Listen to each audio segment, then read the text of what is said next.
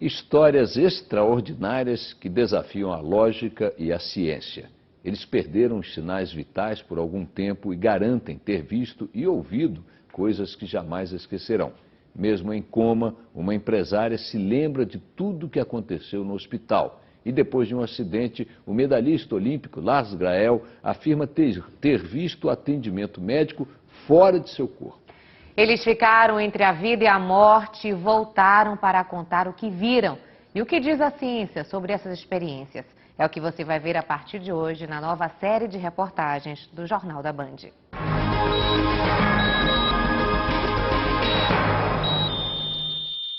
A minha alma saiu do meu corpo e passeou no hospital. Você tem uma espécie de levitação, de sair do próprio corpo e onde eu pude assim me ver de fora, né? Eles correram para a emergência, me entubaram e correram para a emergência e eu fui sobrevoando em cima do corpo. Eu lembro das luzes passando. Eles não se conhecem, mas no limite estreito entre a vida e a morte, viram e ouviram coisas surpreendentes.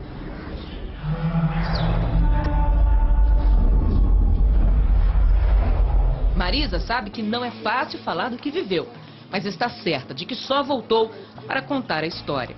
Era uma terça-feira, como tantas outras no Parque do Ibirapuera, mas naquele dia o passeio seria curto. Tive uma dor alucinante do lado direito. Andei, pedalei, encostei numa guia e pedia muita água, porque a minha cabeça parecia que estava pegando fogo. Marisa sofreu um derrame. Foi o início de uma experiência que ela jamais esqueceria. E aí meu coração parou. Eu tive uma parada cardíaca.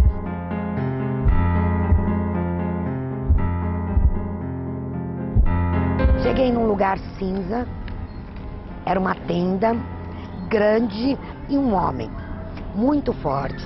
E eu virava para ele e falava: olha para mim, me perdoa. Durante o coma, o que para ela são relatos de vidas passadas se misturaram a coincidências desta vida. Quando eu saí da UTI, fui para a SEMI, eu liguei para Ana para dizer para ela, para agradecer a visita dela. Ela quase caiu da cadeira, porque ela não foi me visitar. Ela foi com a filha no hospital no pronto-socorro. A amiga é a administradora de empresa, Ana Oliveira, que desde aquele dia não duvida de mais nada. Ela falou a roupa que eu tava, o jeito que eu tava. Então era assim, parecia que ela estava me acompanhando lá no hospital, passo a passo. A minha alma saiu do meu corpo e passeou no hospital.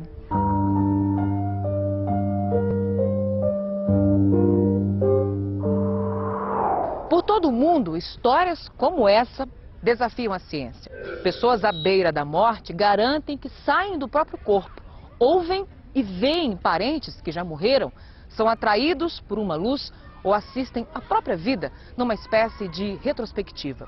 A esse conjunto de características tão peculiares deu-se o nome experiência de quase morte.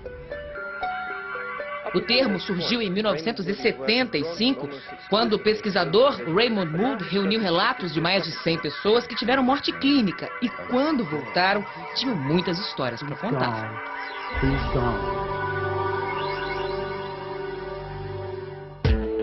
A ciência estuda estes relatos e são muitas as teorias. Uma delas explicaria as visões durante as experiências de quase morte. Neste momento, a falta de oxigênio no cérebro provoca a liberação de substâncias químicas no sistema límbico. A partir daí você tem a montagem das ilusões, a montagem dessas alucinações, né, que muitas vezes as pessoas relatam nas experiências de quase morte.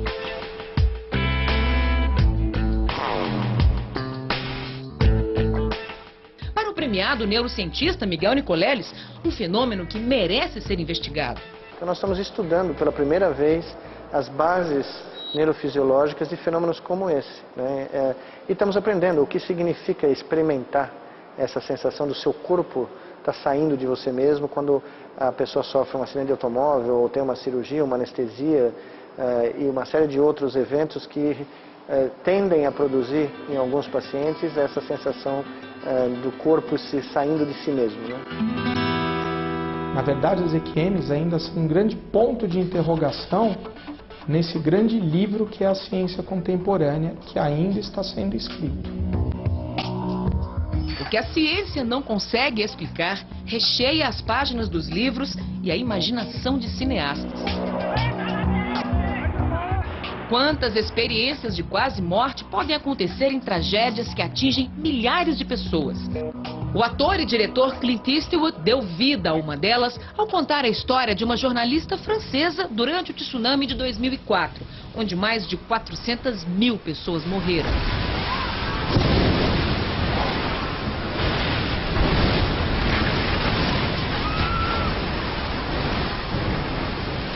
Arrastada pelas gigantescas ondas, ela vive uma experiência de quase morte.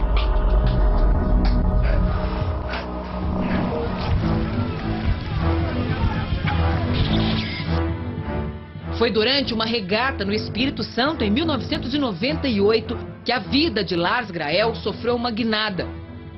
Uma lancha invadiu a área de competição e atingiu o barco do velejador, que teve a perna amputada. Minutos depois, quando eu já estava no transporte entre o Yacht Clube do Espírito Santo e o hospital em Vitória, eu tive uma parada cardiorrespiratória. E nessa parada houve uma sensação, primeiro, de impotência, de eu deixar de controlar os meus movimentos, e depois uma sensação de paz muito grande assim, e é onde estranhamente você tem uma espécie de levitação, de sair do próprio corpo. Me vi de fora e levantando e me afastando, né, até a hora que eu volto. Tudo aconteceu em poucos segundos. Logo ele foi reanimado pela equipe médica. Eu era mais racional, né, mais racional e achando que simplesmente era uma energia que se apagava e aí você foi, né, tudo que deixa é memória. Mas após essa sensação, né, me deu, né, a crença de que possa existir algo, né, após a morte, né? Agora, o que é? Não posso comprovar. 2 medalhas de bronze em Olimpíadas, 10 vezes campeão brasileiro de vela e, mais que tudo isso, um novo homem. A partir dali, poxa, eu comecei a dar muito mais valor à vida, o hoje, né? Não buscar a felicidade daqui, no futuro. A felicidade é hoje, aqui, agora.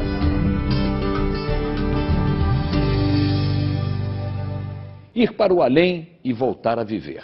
Experiências desse tipo são chamadas de quase morte e intrigam os cientistas. Em Minas Gerais, uma equipe de médicos estuda pacientes que vivenciaram isso depois de sofrer parada cardíaca. O grupo quer descobrir se existe uma razão clínica para histórias tão impressionantes que desafiam a ciência no mundo todo, como a da médica que relata ter experimentado por 2 vezes a sensação de que morreu e passou a viver de novo.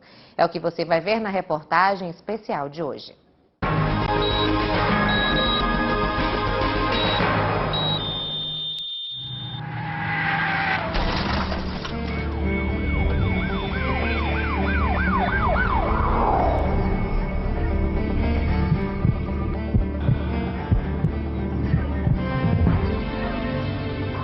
De repente, começou a subir todos os assoalhos, começou a subir tudo, as paredes começaram a ficar tudo branco, já não via minha filha e tal, assim, ficou tudo branco. Eu estava me sentindo ótimo, leve, flutuando assim. Aí eu vi minha filha falar, pai, não morre. E aquele instante lá, eu voltei. Demétrio é delegado. Trabalhou no Departamento de Investigação contra o Crime Organizado de São Paulo, DEIC, durante 18 anos. Perdeu a conta dos casos que acompanhou, mas se lembra de arrumar tempo para levar aos presos o que viu e ouviu. Depois que eu fazia minha parte, prendia em flagrante, eu falava com ele, mas você viu o que você fez? Você tirou a vida de uma pessoa jovem. Você vai refletir que essa pessoa que se matou não está morta, está viva do lado de lá. Você imagina como ele deve estar lá. A dúvida é a mesma.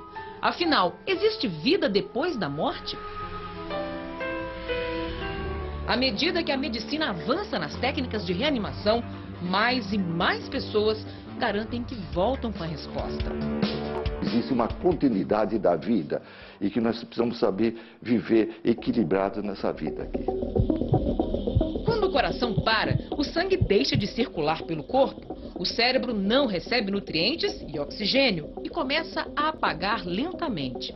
Mais de 90% dos pacientes que sofrem parada cardíaca não resistem. Mas entre os que sobrevivem, estima-se que 12 a 18% tenham vivido a experiência de quase morte. O cardiologista Sérgio Timerman salva vidas há mais de 30 anos nas emergências dos hospitais. E ouviu histórias sobre pessoas que se aproximaram do limite entre a vida e a morte e voltaram. Para ele, as visões podem ser explicadas cientificamente. É o corpo reagindo a uma parada cardíaca. Haveria um bombardeamento de endorfina. A gente sabe que a endorfina é prazeroso e esse bombardeamento faria com que essa pessoa se sentisse nas nuvens, indo para algum lugar prazeroso a ele, às vezes até dificultando o retorno dele, como são os relatos feitos na literatura. De uma coisa todos têm certeza: durante uma parada cardíaca ou em coma, um paciente não poderia ver o que acontece numa sala de cirurgia, pois a Aparecida garante que viu. Eu lembro de todos os detalhes, todos os passos, cada palavra que eles disseram, o movimento que eles fizeram, os objetos que estavam lá, tudo. Eu lembro que o tórax estava aberto e estava fazendo massagem cardíaca. Eu falei: doutor, eu quero que o senhor me explique essa parada cardiorrespiratória que eu tive. Ele olhou para mim e falou assim: quem te contou isso? Eu falei: ninguém me contou, eu vi. E a hora que o senhor saiu da sala, o senhor jogou as luvas num cesto grandão, o senhor saiu da sala e aquele médico japonês veio pro lado do senhor. Ele ficou com o olho arregalado olhando para mim. A médica diz que já viveu 2 experiências como essa. A primeira aos 16 anos, que ela acabou de relatar. A outra em 1994, durante um acidente de carro. E a Aparecida não esquece do que viu. Aí eu senti como se alguém me puxasse. Eu senti um puxão, como se fosse, sabe, um imenso aspirador de pó, te puxando. Aí, de repente, eu estava no asfalto. Aí eu fiquei assistindo o carro capotar. Aí depois eu lembro do motorista saindo, tirando a minha amiga do carro. E metade do carro ficou destruído, metade do carro, que é o lugar que eu estava. E eu lembro de um rapaz olhando e falou assim: ah, tem uma mulher morta ali. E apontou. A hora que eu olhei, aí era eu.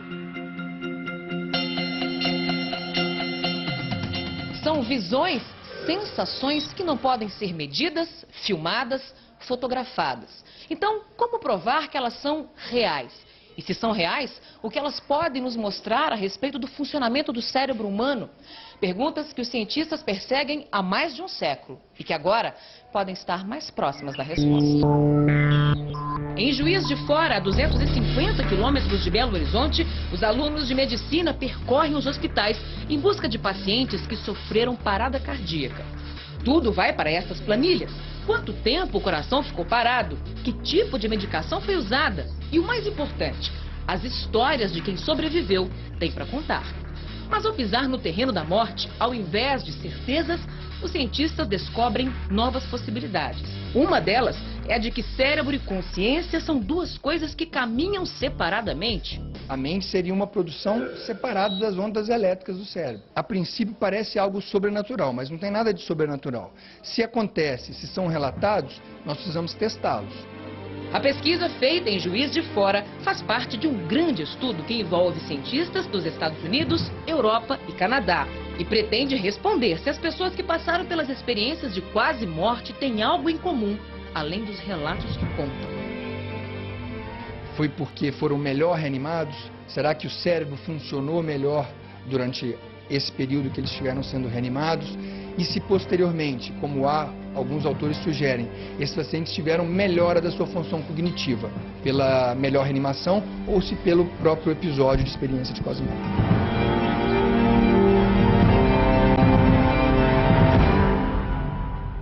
Nos hospitais, médicos e enfermeiros convivem com relatos impressionantes de pacientes que ficaram entre a vida e a morte e afirmam se lembrar do que viveram durante a internação.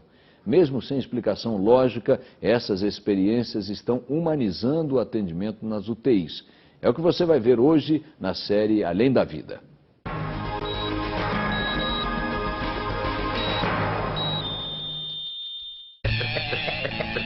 Um mal súbito. Uma parada cardíaca. E uma história que Marineide não se cansa de repetir. Logo que eu dei entrada no hospital, com a parada, com tudo, que eu me percebi fora do corpo e vi todos os médicos, enfermeiros mexendo com o meu corpo. E eu me via fora e via o meu corpo. Então, fiquei numa situação muito estranha. Nesse momento, foi uma confusão total, que eu dizia, mas o que eles estão fazendo comigo? Eu estou aqui.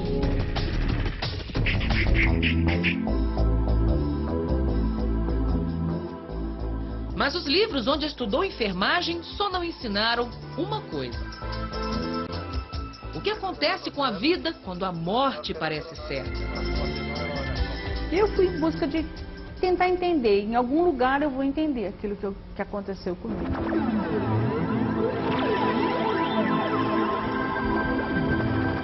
Pelos hospitais e clínicas, quem busca respostas geralmente esbarra em outras perguntas. Com 25 anos de UTI, o médico Antônio Falcão jamais conseguiu explicação para o que ouviu de 2 pacientes. Ele contou que se viu internado na terapia intensiva, ele se viu na cama da UTI. E o outro, um paciente em pós-parada, que também teve esse relato, que se viu na cama sendo atendido e viu um túnel. Ciência para isso? Não tem. O que a gente... são os relatos. Isso não tem ciência para isso. Os relatos são raros e muitos têm vergonha de contar. Mas quando acontecem, as equipes médicas são as primeiras a ouvi-los. Então ele me chamou, ele falou para mim, ô enfermeira, eu gostaria de te contar uma coisa que se passou comigo. E falou assim, nossa, é uma coisa tão impressionante, mas verdadeira. E naquele momento, assim, eu achei até que ele tivesse dito que eu não ia acreditar no relato dele, né? Ao invés disso, por trás dos jalecos, encontramos vidas transformadas por histórias de pessoas que garantem ter provas da continuação da existência.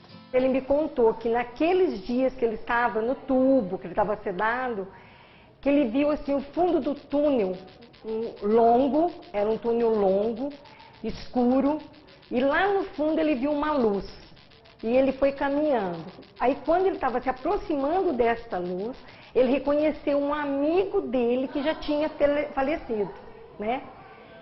E quando assim, ele foi se aproximando deste amigo, o amigo simplesmente fez assim com as mãos, uma das mãos para ele e falou para ele, não é o seu momento. E daí, né, ele sobreviveu mais 2 anos, depois infelizmente ele veio a falecer. Então eu acho que é isso, a gente não consegue saber realmente o que é, mas a gente sabe que existe. Nas salas de cirurgia, nos corredores onde as macas passam apressadas no caminho do atendimento, nas emergências médicas, nos leitos de UTI. Muitos dos relatos dos que garantem ter vivido uma experiência de quase morte acontecem dentro dos hospitais. É aqui, no terreno da ciência, que muitas destas histórias desafiam a razão. Coisa mais rara no Hospital Estadual de Sumaré, no interior de São Paulo, é encontrar o infectologista Carlos Oliveira parado. Daqui a 10 minutos, 34, aí você vai 10 contando direitinho? A rotina de médico intensivista é pautada pelas emergências que acontecem todos os dias na UTI. Entre tantas situações imprevisíveis, uma ele jamais esqueceu. Ficou famosa porque ele falou que a esposa tinha se ausentado em 2 visitas. E todo mundo estranhou, porque estava em coma profundo. Estava no nível mais profundo que a gente deixa um coma. Hoje, difícil encontrar alguém que não tenha ouvido falar do seu José. Ele percebia, ele sentia as pessoas se aproximarem dele, as pessoas tocarem ele. Ele diz que, não de ouvir, porque ele nos diz que não ouvia, ele só sentia. Que ele conseguiria até identificar as pessoas através do toque. Isso eu achei assim, diferente de todos os casos que a gente já cuidou até hoje. Um relato, uma coisa nova, assim, para nós, nos marcou muito. Tanto que ajudou a mudar a rotina da UTI. Para mostrar a importância de ser carinhoso no trato, de vir numa condição adequada, né? Se você não tem condição emocional, é melhor você se refazer antes de entrar aqui, né? Realidade ou alucinação? A consciência pode existir mesmo quando o corpo para? Ou tudo não passa de sensações ou de memórias criadas pelo cérebro? O tema é tratado no novo livro do neurocientista Miguel Nicoleles, um dos 20 cientistas mais influentes do mundo. São teorias que explicam como o cérebro cria o que ele chama de ilusão.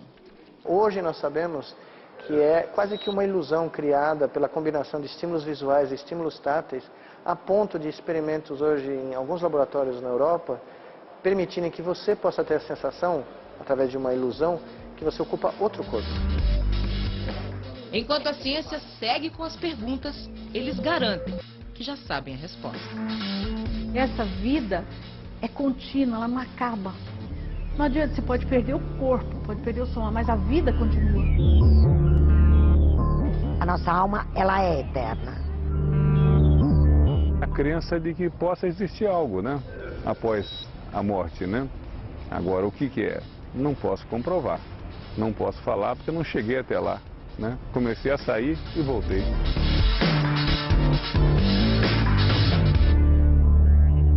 Na semana passada, o Jornal da Band mostrou histórias de pessoas que viveram experiências no limite entre a vida e a morte. São relatos impressionantes que desafiam a lógica e também a ciência.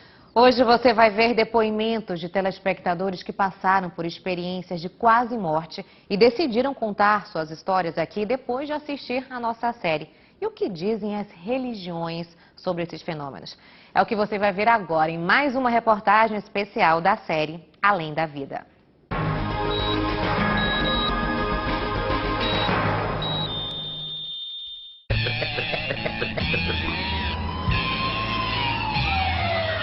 Me senti muito cansado, vi que alguma coisa de anormal estava acontecendo.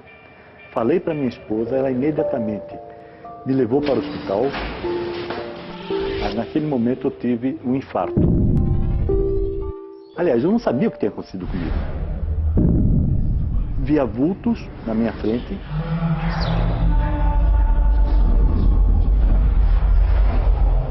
E essa paz que tomava conta, me enchia. E essa paz só foi terminar quando me trouxeram de volta. Poucas vezes Roberto contou o que viu, mas uma série de reportagens exibida na semana passada no Jornal da Band fez com que ele relembrasse a experiência. Quando eu ouvi aquilo, Las Gaiofa, aí foi que eu percebi que eu não estava sozinho. Eu não tinha sido o único a sentir aquela sensação. Outra pessoa estava junto comigo. A história que chamou a atenção do consultor de RH aconteceu bem longe de São Paulo, no litoral do Espírito Santo, onde Lars Grael participava de uma regata. Um barco invadiu a área da competição e atingiu o velejador, que teve uma das pernas amputadas.